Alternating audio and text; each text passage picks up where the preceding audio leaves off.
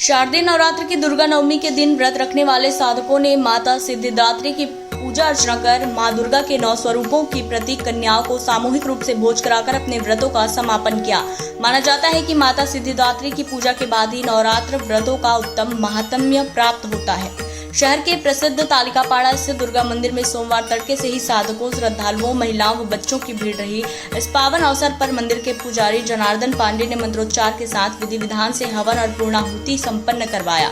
मौके पर यजमान के रूप में सुशील तुलसियान और उनकी धर्म पत्नी बबीता तुलसियान हवन और पूर्णाहुति में शामिल रहे।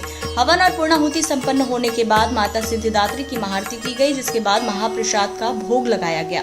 नवरात्रि का पर्व कन्या पूजन के बगैर अधूरा माना जाता है। कन्या पूजन में 9 कन्याओं का होना जरूरी माना जाता है और इसके साथ ही 2 बालक भी बुलाए जाते हैं। मान्यता है कि बालकों के बिना कन्या पूजन अधूरी रहती है।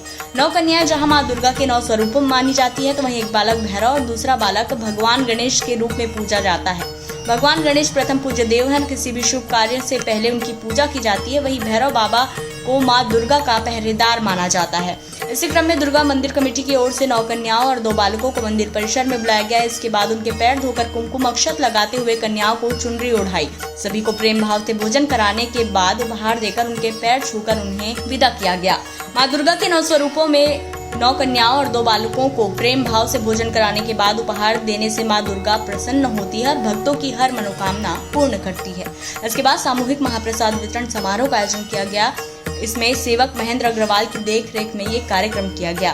वहीं दूसरी ओर नवमी पूजन वाले श्रद्धालुओं ने अपने अपने घरों में कन्याओं को जिमाने के बाद माता रानी के दरबार में आकर नारियल चुनरी चढ़ाकर तथा नारियल चना हलवा पूड़ी का भोग लगाकर माता के 9वें स्वरूप मां सिद्धिदात्री की पूजा अर्चना की और प्रसाद ग्रहण कर अपने व्रतों को खोला और व्रतों का समापन किया।